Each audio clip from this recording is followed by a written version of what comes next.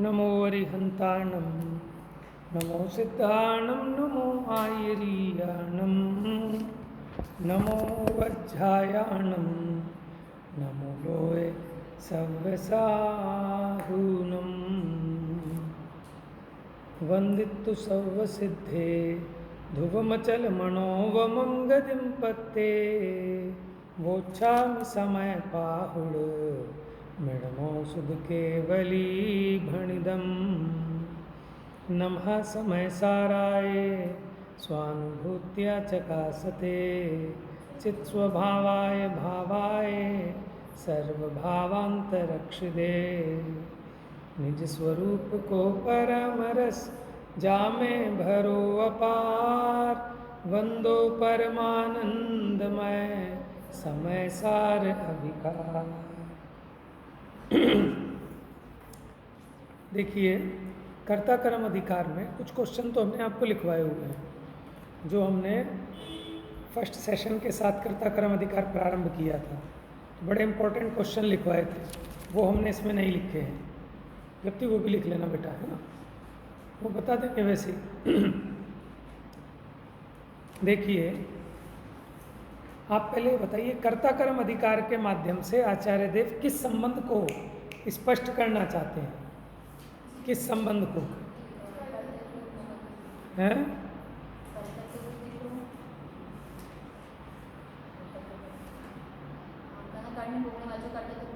आप इस सिंपल कहना है, कर्ता कर्म अधिकार के माध्यम से आचार्य देव कर्ता कर्म संबंध के स्वरूप को स्पष्ट करना चाहते हैं। क्या करना चाहते हैं?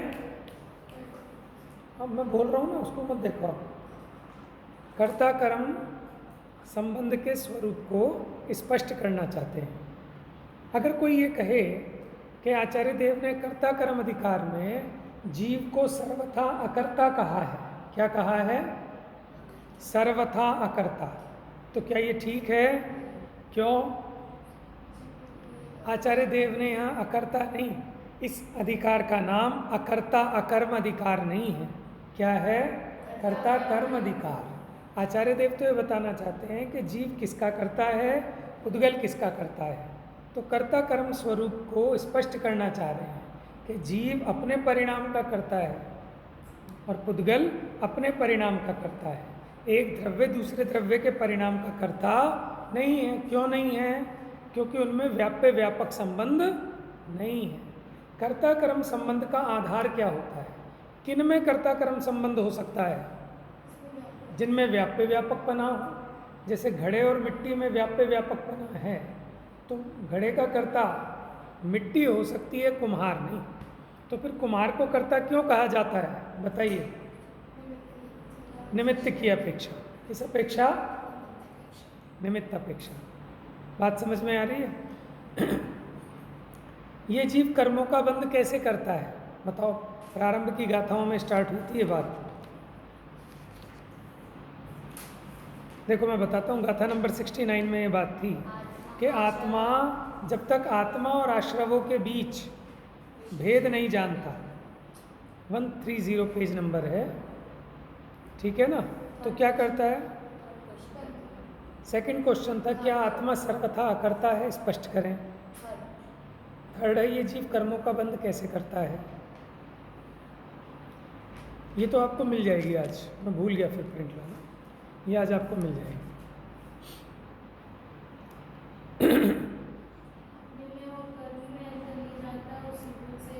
हाँ, तो ये क्रोधादिक में इसकी प्रवृत्ति होती है अज्ञानी की। और जब ये क्रोधादिक में वर्तता है, क्रोधादिक में वर्तने का मतलब क्या बताया था?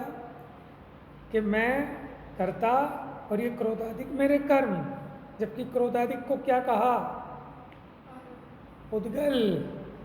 पीछे पढ़ के आए हो आप जीवा जीव अधिकार में, जो 29 भावों से भेद ज्ञान कराया, उसमें क्रोधादिक विकारी भाव भी है। और ये भी आप पढ़ चुके हो 87 नंबर की गाथा में कि ये क्रोधादिक भी 2 प्रकार के हैं। मिथ्यात्व विरति कषाय अधिक 2 प्रकार के हैं, जीव और अजीव। जो पुद्गल के परिणाम है वो अजीव हैं, जो जीव के परिणाम है, जीव के विकारी परिणाम, दर्पण और मोर की भांति ये दोनों के द्वारा भाए जाने से दर्पण और एक मयूर, काला रंग, नीला, पीला, हरा, वो मोर के द्वारा भाया जा रहा है। और दर्पण में भी एक मोर दिख रहा है, वो दर्पण के द्वारा भाया जा रहा है। बात समझ में? दोनों अलग अलग हैं, ये उसको नहीं करता, वो उसको नहीं करता। याद आ रही है कुछ बातें?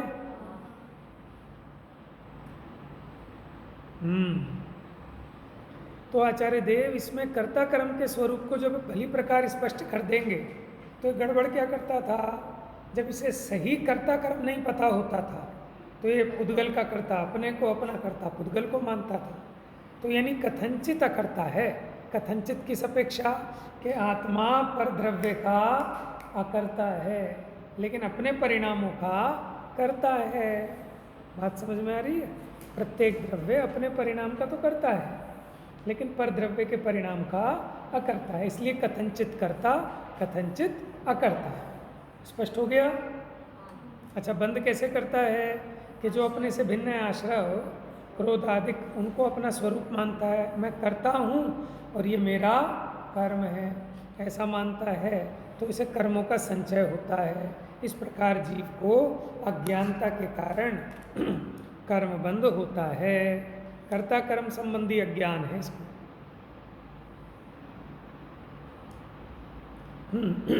फिर हमने इसमें बताया था इतरेतराश्रय दोष क्या है, ये पहले भी लिखवा चुके हैं। इतरेतराश्रय दोष क्या है, देखो बताता हूँ आपको। पेज नंबर 131, पर द्रव्य का अकर्ता है।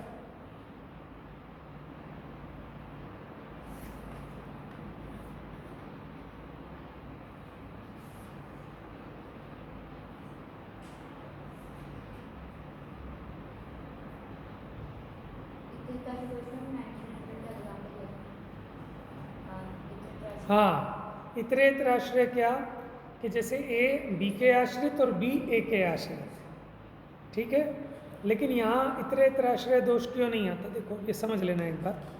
पेज नंबर 132 निकालो, 131 नीचे, सबसे नीचे।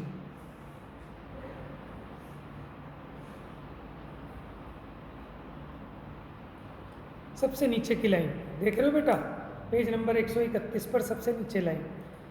अनेकात्मक होने पर भी, अनेकात्मक माने भिन्न भिन्न है, एक नहीं है, अनेक माने अलग अलग होने पर भी, अनादि एक प्रवाह रूप होने से, एक प्रवाह रूप माने अनादि से उसमें एक प्रवाह चला आ रहा है, जैसे एक के बाद दो, दो के बाद तीन, तीन के बाद चार, चार के बाद पाँच, ऐसे अनादि से संतान प्रवाह होने से जिसमें इतरेतराश्रय दोष दूर हो गया है, ऐसा वह बंध कर्ता कर्म की प्रवृत्ति का निमित्त। देखो बंध क्या है, कर्ता कर्म की प्रवृत्ति का निमित्त जो अज्ञान, उसका निमित्त है। क्योंकि बंध हुआ, बंध से अज्ञान हुआ, अज्ञान से फिर बंध हुआ, बंध से फिर अज्ञान हुआ, अज्ञान से फिर बंध हुआ, तो इसमें प्रवाह है। ऐसा नहीं है कि यह अज्ञान ये बंध, तो ये अज्ञान हुआ इससे बंद हो गए, इस बंध से ये अज्ञान हो गया, कि मुर्गी हुई कि अंडा हुआ, कि इस मुर्गी से ये अंडा या इस अंडे से ये मुर्गी। ये तो होता है इतरेतराश्रय दोष, कि ये इसके आश्रित और ये इसके आश्रित, एक का दूसरे के आश्रित होना और उसी दूसरे का उस पहले के आश्रित होना, ये इतरेतराश्रय दोष है। हाँ, यही तो हम समझा रहे हैं। हम तो ये कह रहे हैं कि वो पहले वाले अंडे से ये मुर्गी हुई, इस मुर्गी से नेक्स्ट वाला अंडा हुआ, वही वाला अंडा होता तब ये दोष आता। ऐसा कैसे हो सकता है? कोई पूछे मुर्गी पहले कि अंडा पहले, कि भैया अनादि संतान प्रवाह है, ये होता आ रहा है, अंडा अंडे से मुर्गी, मुर्गी से अंडा, अंडे से मुर्गी। ऐसे ही राग द्वेष अज्ञानता के कारण बंध, बंध के कारण फिर अज्ञान, अज्ञान के कारण फिर बंध, तो इसमें इतरेतराश्रय दोष नहीं आता। बात समझ में आ रही है? इतरेतराश्रय दोष क्या है? इसमें एग्जाम्पल ऐसे दिया कि जैसे जीव को अज्ञान है, अज्ञान के कारण कर्म बंध हुआ, फिर उस कर्म बंध के कारण वही अज्ञान होता, तो ये कहलाता है इतरेतराश्रय दोष। तो उस कर्म बंध के कारण फिर नवीन अज्ञान हुआ, फिर नवीन कर्म बंध हुआ। ऐसे जैसे 98 उसके कारण 99 नंबर हुआ, फिर 99 से 100 हुआ। वो नवीन नवीन हो रहा है।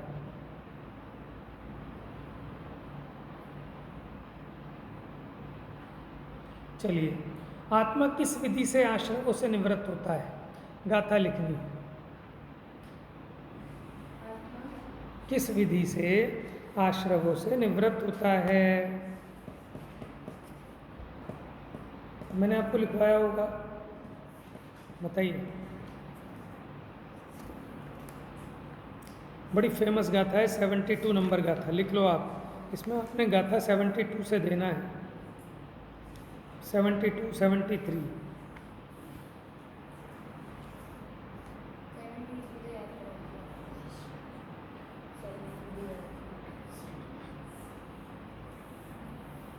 अच्छा, एक प्रश्न और लिख लो।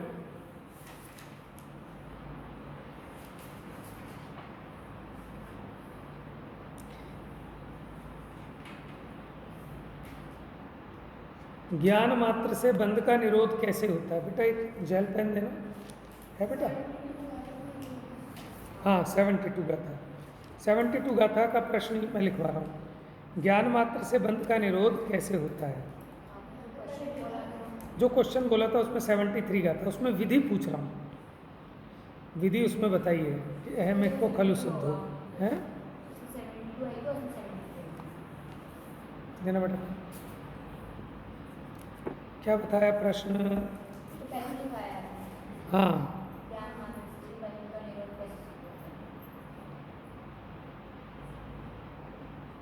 सुनाइएगा था। यस, नादूण आसवाणम, बोलिए। असुचितम च विपरीय भावम च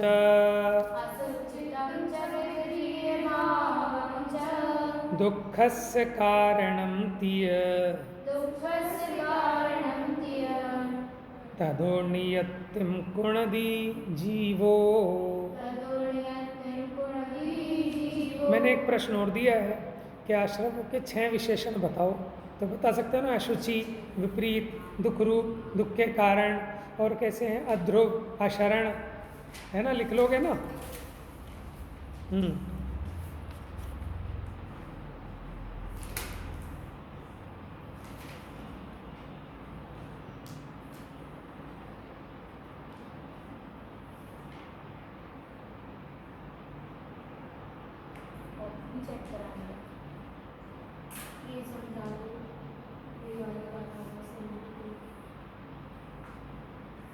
पढ़ो।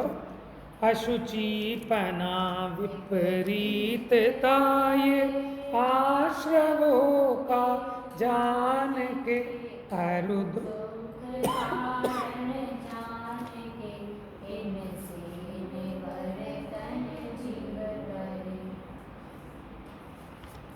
इसमें आएगी गाथा 72 वाली कि देखो, जब ये जीव को समझ में आता है कि अशुचि है, वृक्ष और लाख का उदाहरण दिया था, बद्य घातक संबंध है इसमें। अशुचिपना, विपरीतता, मैंने स्वभाव और विभाव, या भगवान आत्मा ये महापवित्र है और ये आश्रव अपवित्र। इसमें मैं ऐसे भी दे सकता हूँ, आत्मा और आश्रवों में, ठीक है, कोई 3 अंतर लिखे तो ये वाली बातें लिखनी पड़ेंगी। आश्रव कैसे हैं? अशुचि, और आत्मा महाशुचि है, शुचि परम पवित्र है, ये विपरीत हैं, ठीक है। उसमें अगर एग्जाम्पल दिया तो एग्जाम्पल भी लिख सकते हो। जहाँ मैंने आश्रवों के विशेषण वाए हैं ना, उसी के आधार पर बन जाएंगे। आत्मा और आश्रवों में अंतर स्पष्ट करें। आत्मा में से तो सुख का कारण है। यस,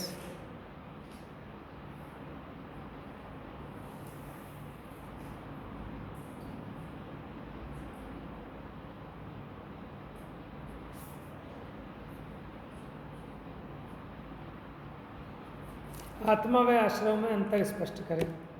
तो देखो, इसमें वृक्ष और लाख का उदाहरण दिया नहीं, वो वृक्ष और लाख का तो बद्य घातक संबंध आगे आएगा।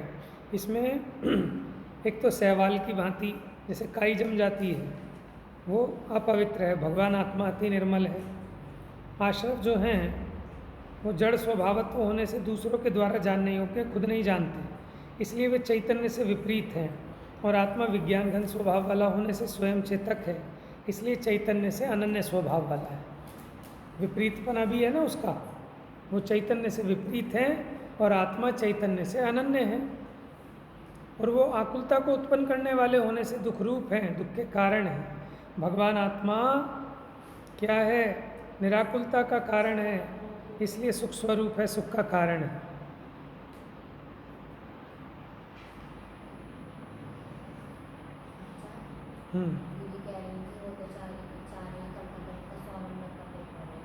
ठीक है, कोई बात नहीं।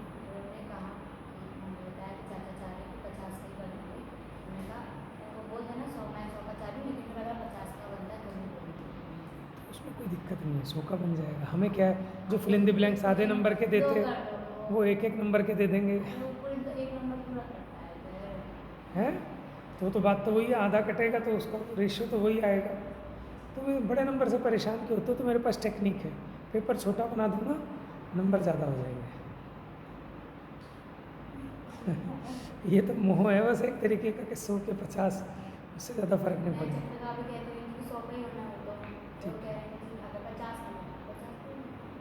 हमें कोई फ़र्क नहीं पड़ता, 3 नंबर की जगह 5 नंबर का क्वेश्चन दे देंगे, है ना, उसमें टेंशन मत लो। कुछ और एक एक्टिविटी दे देंगे कोई 10 नंबर की। हाँ, मैं तो यही चाहता हूँ, ओपन बुक टेस्ट होना चाहिए। ओपन बुक भी वही कर पाएगा, ओपन बुक भी वही, फिर क्वेश्चन उस तरह के होंगे उसमें। ओपन बुक में ऐसे नहीं होते कि आप नकल मार के कर दोगे। अब ये कंसेप्ट बहुत फेमस होता जा रहा है।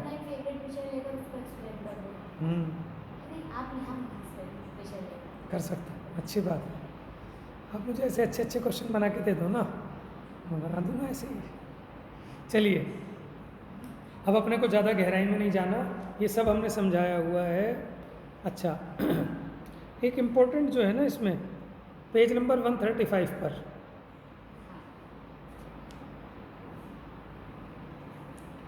ये पैराग्राफ है, आत्मा और आश्रवों का भेद ज्ञान है, सो अज्ञान है या ज्ञान है? हैं? मिल गया बेटा? देखो ना आप भी, यदि अज्ञान है, माने ये इसका उत्तर है कि ज्ञान मात्र से बंध का निरोध कैसे होता है। अब आपने भेद ज्ञान किया तो आश्रवों से निवृत्ति होगी कि नहीं होगी, कैसे होगी? ये आंसर चाहिए मेरे को इसमें।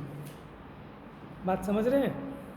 ये देखो जो मैंने प्रश्न लिखवाया था ना, ज्ञान मात्र से बंध का निरोध कैसे होता है, थोड़ा सा वो दे सकते हैं उसमें एग्जाम्पल।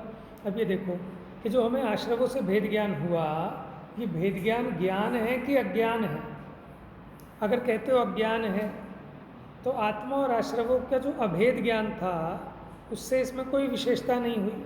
और यदि ये ज्ञान है तो आश्रवों में प्रवृत्त है कि निवृत्त है? अगर आप इसको ज्ञान कहते हो, भेद ज्ञान को, आश्रव और आत्मा के, तो फिर अब ये ज्ञान आश्रवों में प्रवृत्त है कि आश्रवों से निवृत्त है? और अगर अभी भी आश्रवों में प्रवृत्त है तो जब आत्मा और आश्रवों में भेद ज्ञान नहीं था, अभेद ज्ञान था, तब भी आश्रवों में प्रवृत्त था, और अब भेद ज्ञान हो गया तो भी आश्रवों में प्रवृत्त हो रहा है। तो फिर क्या अंतर रहा? भेद ज्ञान होने पर भी अगर आश्रवों में प्रवृत्त हो रहा है तो फिर अभेद ज्ञान में कोई विशेषता नहीं हुई। और अगर आत्मा आश्रवों से निवृत्त है तो ज्ञान से ही बंध का निरोध सिद्ध हुआ। ऐसा सिद्ध होने से अज्ञान कांश ऐसे क्रियान्वय का खंडन हुआ। और यदि आत्मा और आश्रवों का भेद ज्ञान भी, भेद ज्ञान होने पर भी आश्रवों से निवृत्त ना हो तो फिर ज्ञान कांश ऐसे ज्ञान न्याय का भी खंडन हुआ। फिर इसमें एक और इम्पोर्टेंट बात नीचे की थी कि सम्यक दृष्टि को ज्ञानी कहना कि नहीं कहना, चौथे गुण स्थान वाले सम्यक दृष्टि को अभी बंद होता है, लेकिन मिथ्यात्व के साथ वाला बंद नहीं होता, इसलिए उसको ज्ञानी कहना। अभिप्राय नहीं है उसको रागादिक करने का, उसको स्वामित्व नहीं है। हाँ, और यहाँ जो चर्चा की है ना समय सार में ज्ञानी की, भेद विज्ञान की मुख्यता से, ठीक है, मिथ्यात्व का अभाव हो गया, उसको हम ज्ञानी कह रहे हैं। समझ में है? यद्यपि अभी 3 प्रकार के अज्ञानी बताए थे हमने, केवल ज्ञान की अपेक्षा, सम्यक ज्ञान की अपेक्षा। एक अज्ञानी तो पुद्गल। 3 प्रकार के अज्ञानी कौन कौन से? एक तो पुद्गल अज्ञानी है, दूसरा मिथ्या ज्ञानी को अज्ञानी कहा, और तीसरा जब तक केवल ज्ञान नहीं हुआ तब तक अज्ञानी कहा।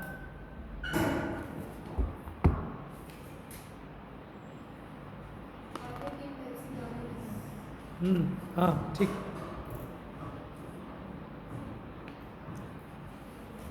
तो आप इसमें सिंपल आंसर लिख लेना कि आश्रवों के असूचिपने को, ठीक है, और दूसरा ये दुख विपरीत हैं और ये दुख के कारण है ऐसा जानकर आत्मा उनसे निवृत्त होता है। अगर 2 नंबर में आए तो इतना सफिशिएंट है। अगर 5 नंबर में आए थोड़ा एग्जाम्पल दे देना, जैसे स्मगलिंग वाला, जब उसने जाना कि दुख का कारण है तुरंत उससे निवृत्त होता है। अज्ञानी हो ज्ञानी हो, जो उसे दुख रूप दुख का कारण लगता है उससे वो तुरंत हटता है। हाँ, ट्रेन और चोर का एग्जाम्पल दिया था। चलिए, अब आत्मा किस विधि से, देखो इस पॉइंट में क्या अंतर है, किस विधि से, विधि बतानी है, आश्रवों से निवृत्त होता है। तो इसमें आएगी गाथा 73, ये याद होनी चाहिए। बोलिए, अहम एक को खलु शुद्धो निम्मो नान दंसण समग्गो निम्मो निम्मो निम्मो निम्मो नान दंसण समग्गो तम ही ठिदो तच्चित्तो सव्वे देखयम नेमी। ये याद कर लेना बेटा। मैं एक शुद्ध ममत्वहीन रूप पूर्ण हूँ, इसमें रहूँ स्थित लीन, इसमें शीघ्र ये सब। ये कैसे ज्ञानी विचार करता है, अज्ञानी को तो विचार ही कहाँ है। ज्ञानी विचार करता है कि निश्चय से मैं एक हूँ। अब एक का खुलासा नीचे किया हुआ है भैया, टीका में देख लेना। ममता रहित हूँ, ज्ञान दर्शन से पूर्ण हूँ, ऐसे अपने स्वभाव में रहता हुआ, लीन होता हुआ इन क्रोधादिक आश्रवों को क्षय करता है, ऐसे स्वरूप में लीन होता हुआ। ये विधि है आश्रवों से निवृत्त होने की।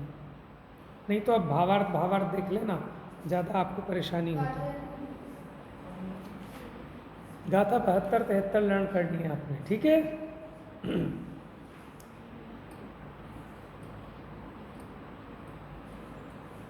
आगे आइए। अभी जो विशेषण हैं, ये सर्व जीव निबद्ध आध्रुव शरणहीन अनित्य हैं, ये दुख फल जान के इनसे निवर्तन। देखो अब यहाँ प्रश्न बनेगा कि आश्रव के ज्ञान होने का और आश्रवों की निवृत्ति का समकाल कैसे है। इनकी उत्थानिकाओं में प्रश्न दिए हुए हैं। गाथाओं की उत्थानिकाएं जरूर देख लेना कि समकाल कैसे है, कि जो जैसे ही ये जानता है उसी समय उससे भिन्न हो जाता है, अभिप्राय पूर्वक तो हो ही जाता है। तो यहाँ 6 विशेषण थे, जीव के साथ निबद्ध हैं। इसमें पीपल का उदाहरण दिया था। बद्ध घातक संबंध है, ऐसा भी मैंने प्रश्न दिया है कहीं पर। आश्रव और आत्मा में क्या संबंध है? आत्मा बद्ध है और ये आश्रव घातक है। कैसे? पीपल और लाख की भांति, ठीक है। अनित्य हैं, अशरण हैं, इसके उदाहरण देख लेना। दुख रूप हैं, दुख के कारण हैं। हाँ, तो 6 विशेषण आ जाएंगे इसमें, है ना। और आत्मा इसका अपोजिट हो जाएगा। 5 है, कोई बात नहीं, पीछे से ले लेना है।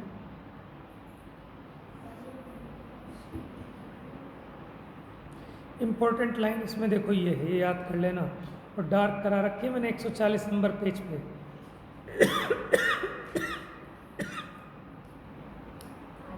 ऐसा सहज रूप से विकास को प्राप्त चित्त शक्ति से, ऊपर सेकंड लाइन है, जो जो विज्ञान घन स्वभाव होता जाता है, त्यों त्यों आश्रवों से निवृत्त होता जाता है। और ज्यों ज्यों आश्रवों से निवृत्त होता जाता है त्यों त्यों विज्ञान घन स्वभाव होता जाता है। दोनों का एक समकाल है ना, जितना जितना अशुद्धि मिटती है उतनी उतनी शुद्धि बढ़ती है। हाँ, प्रकाश और अंधकार का एग्जाम्पल, बहुत बढ़िया। चलो भाई, मुझे बड़ा संतोष है कि मैंने बेकार नहीं गई ये पढ़ाई, ठीक है, लेकिन विषय बड़ा कठिन है, ठीक है ना, और बहुत तर्क युक्ति की अपेक्षाएं रखता है। फिर भी अच्छा है, आप लोग ब्रिलियंट है, इंटेलिजेंट है, तो अच्छा से उसको ग्रहण कर लेते हो आप।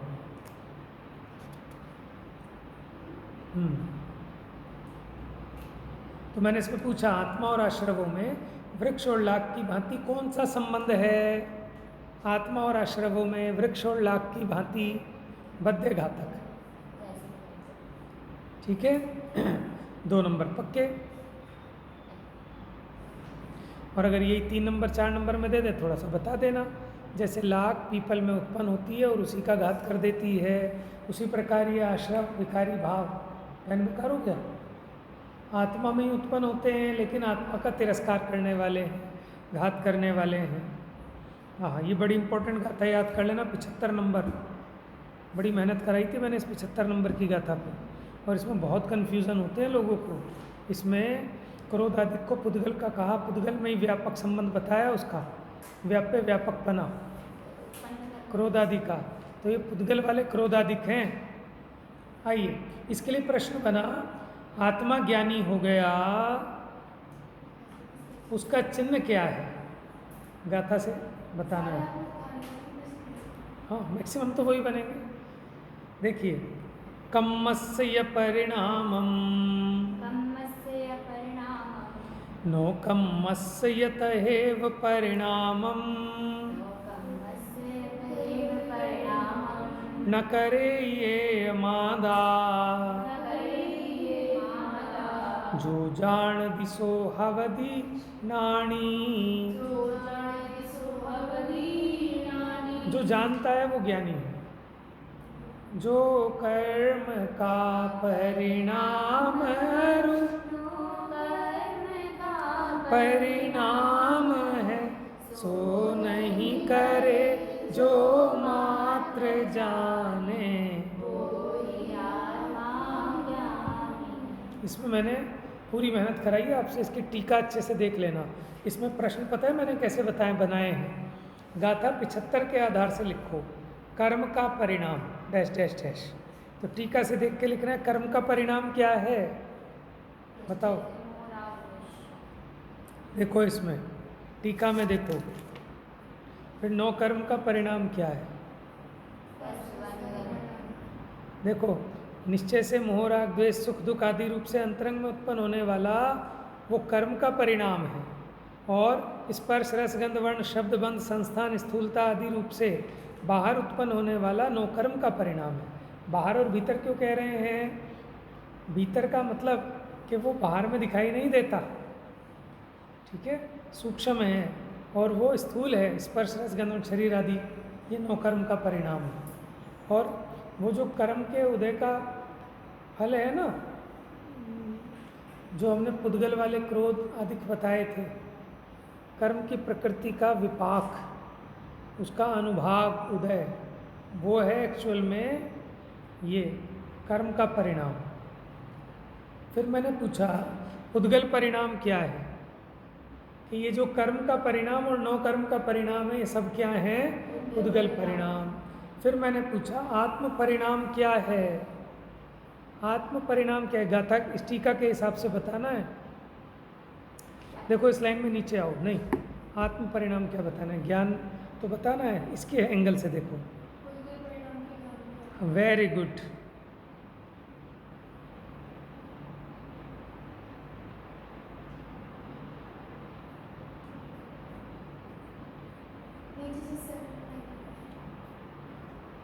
हाँ, नीचे से 3rd लाइन, आत्मद्रव्य, देख लो बेटा, बाद में दोबारा नहीं पूछना। आत्मद्रव्य स्वतंत्र व्यापक होने से आत्म परिणाम का अर्थ लिख दिया। पुद्गल परिणाम के ज्ञान का करता है, तो पुद्गल परिणाम के ज्ञान को यहाँ आत्म परिणाम कहा। क्यों? क्योंकि यहाँ भेद ज्ञान कराना है ना, कि जिस समय वो कर्म न कर्म का परिणाम हो रहा है, आत्मा उसका ज्ञाता है, तो आत्मा उस संबंधी अपने ज्ञान भाव रूप यानी पुद्गल परिणाम का ज्ञान, ये आत्मा का परिणाम है, लेकिन कर्म न कर्म का परिणाम ये पुद्गल परिणाम है। कर्म और कर्म जो परिणाम है उसे पुद्गल का परिणाम का, फिर जीव का परिणाम होगा, जीव अब जो कर्म न कर्म का परिणाम हो रहा है, माने जो पुद्गल का परिणाम है, आत्मा उसको जानने रूप परिणमित होता है ना। पुद्गल परिणाम तो आत्मा का नहीं है, लेकिन पुद्गल परिणाम का ज्ञान रूप परिणाम वो तो आत्म परिणाम है। तो आत्मा अपने उस ज्ञान परिणाम का तो करता है, लेकिन पुद्गल परिणाम का करता। तो यहाँ आत्म परिणाम किसको कहा? आप ज्ञान को, लेकिन पुद्गल परिणाम के ज्ञान रूप। ठीक है, आत्मा पुद्गल परिणाम का अकर्ता क्यों है? आप अपने आप मेहनत करना, लेट हो गई है इसमें। ठीक है, इसमें सब है।